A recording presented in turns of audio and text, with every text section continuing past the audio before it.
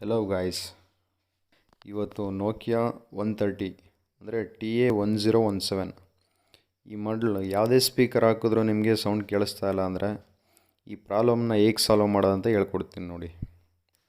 ತುಂಬ ಸಿಂಪಲ್ ಇದೆ ಇದು. ಕಂಟಿನ್ಯೂಟಿ ಬರ್ತಾ ಇಲ್ಲ ಅಂದರೆ ನೋಡಿ, ಎರಡು ಜಂಪರ್ ಮಾಡಬೇಕಾಗತ್ತೆ. ನಾನು ಮಾಡಿದ್ದೀನಲ್ಲ ಈ ಟೈಪಲ್ಲಿ ಇಯರ್ ಸ್ಪೀಕರ್ ಪ್ರಾಬ್ಲಮ್ ಸಾಲ್ವ್ ಆಗುತ್ತೆ.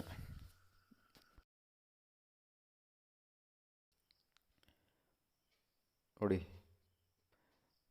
ಈ ಥರ ಜಂಪರ್ ಮಾಡಬೇಕಾಗತ್ತೆ. ನಾನು ಮಾಡಿದ್ದೀನಿ ನೋಡಿ.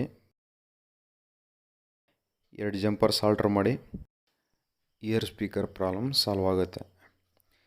ಈ ವಿಡಿಯೋ ಇಷ್ಟ ಆಗಿದರೆ ಲೈಕ್ ಮಾಡಿ, ಶೇರ್ ಮಾಡಿ, ಕಮೆಂಟ್ ಮಾಡಿ, ಸಬ್ಸ್ಕ್ರೈಬ್ ಅಂತೂ ಮಾಡಲೇಬೇಕು. ಯಾಕಂದ್ರೆ ನಿಮ್ಗೆ ಯೂಸ್ ಆಗೋಂಥ ವೀಡಿಯೋಸ್ಗಳು ಇನ್ನೂ ಹೆಚ್ಚಾಗಿ ಅಪ್ಲೋಡ್ ಮಾಡೋಕ್ಕೆ ನಮಗೆ ಸಪೋರ್ಟ್ ಸಿಕ್ತಂಗೆ ಆಗುತ್ತೆ. ಸಬ್ಸ್ಕ್ರೈಬ್ ಮಾಡಿದಿರಾ ಅಂತ ಅನ್ಕೋತೀನಿ. Thank you for watching.